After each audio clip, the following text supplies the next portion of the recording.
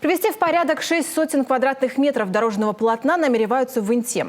К ямочному ремонту приступили в середине мая. Устраняют участки с большими выбоинами. Текущий план подрядная организация выполняет пока успешно. Главное, погода позволяет. Виктория Денисова передает из Приполярья.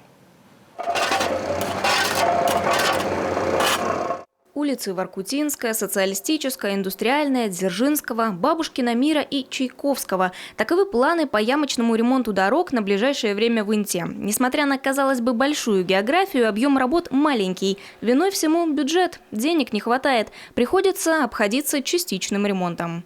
Все мы автолюбители, все ездим на машинах. Конечно, хочется, чтобы улицу какую-то взяли, сделали целиком. Но, к сожалению, вот в данный момент при таких объемах мы это сделать не можем.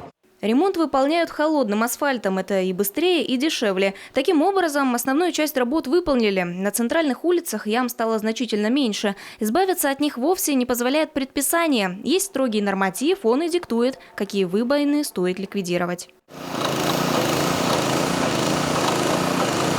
Далее дорожная разметка. На многих участках она почти стерлась. Отсюда риски. Вероятность аварий возрастает. Долговечность краски напрямую зависит от качества асфальта. На потрепанном полотне она долго не продержится. На новеньком же будет служить годами. Наверное, мы к концу июля только закончим вместе с пешеходными переходами всю разметку.